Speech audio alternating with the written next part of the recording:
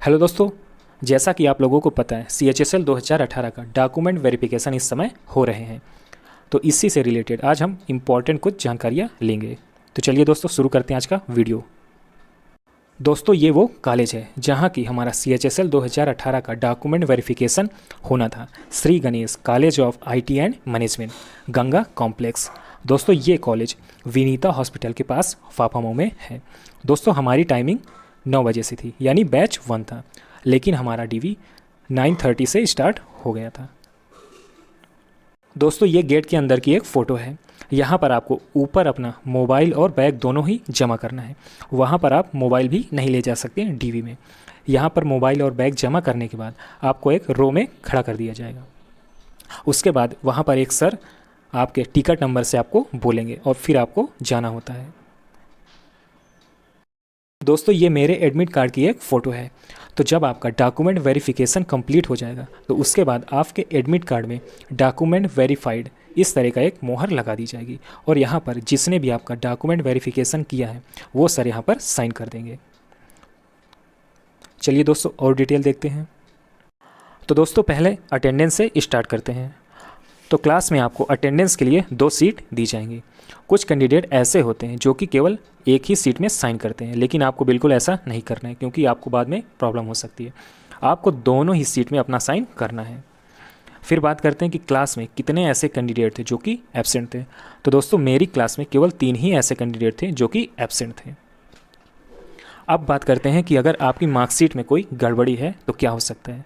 अगर आपकी मार्कशीट में कोई गड़बड़ी है तो आप उसके लिए एफिडेविट लगा सकते हैं। मेरे क्लास में एक कैंडिडेट था जिसके मदर्स नेम में कुछ इशू था, तो उसने एफिडेविट यूज किया था, तो उसे कोई प्रॉब्लम नहीं होती। तो आप भी एफिडेविट बनवा सकते हैं। दोस्तों अब बात करते हैं OBC कास्ट सर्टिफिकेट की। दोस्तों अगर आपका OBC caste certificate crucial date के बाद का है तो आपको वहाँ पर एक वचन पत्र दिया जाएगा। तो सेम टू सेम आपको उसी को कॉपी करके एक ब्लैंक पेज में लिखना होता है और लास्ट में आपको साइन, अपना रोल नंबर और नाम ये सब लिखना होता है। चूँकि आपका क्रूशियल डेट के बाद का है तो आपको प्रोविजनली एक्सेप्ट किया जाएगा, यानी जब आपका जो वेरीफाइड डॉक्यूमेंट्स है उसमें P लिख दिया जाएगा, यानी प्रोविजनली एक्सेप्टेड। लेकिन आपको कोई चिंता करने की ज़रूरत नहीं है। ये केवल इसलिए लिखा जाता है ताकि SSC पर कोई जिम्मेदारी ना आए। जब आपका डिपार्टमेंट अलॉट होगा तो वहाँ पर एक बार फिर से आपका डॉक्यूमेंट वेरीफाइड होगा। दोस्तों अब बात करते हैं EWS सर्टिफिकेट इशू की। तो अगर आपका EWS सर्टिफिकेट रिक्वायर्ड डेट के बाद का है तो आपको भी प्रोविजनली एक्सेप्ट किया जाएगा और बाद में जब आपका डिपार्टमेंट अलॉट होगा तो वहाँ पर फिर से एक बार आपका डॉक्यूमेंट वेरीफाइड होगा। और अगर आप EWS में आते हैं तो आपको कोई प्रॉब्लम नहीं होगी, लेकिन अगर आप EWS में नहीं आते हैं तो आपको फिर UR कट ऑफ क्वालिफाई करनी पड़ेगी। दोस्तों अब बात करते हैं पोस्ट प्रेफरेंस की। तो वहाँ पर दोस्तों मैक्सिमम लोगों से बात करने पर यह पता चला है कि मैक्सिमम लोगों की पोस्ट प्रेफरेंस थी P41। उन्होंने अपनी पहली प्रेफरेंस में P41 को ही रखा था, यानी PA और SA को। और उनसे रीज़न पूछने पर उन्होंने बताया कि उन्हें अपना होम स्टेट चाहिए, इसी कारण उन्होंने P41 को प्रेफरेंस दी है। तो आप भी अगर चाहें तो P41 को अपनी फर्स्ट प्रेफरेंस दे सकते हैं।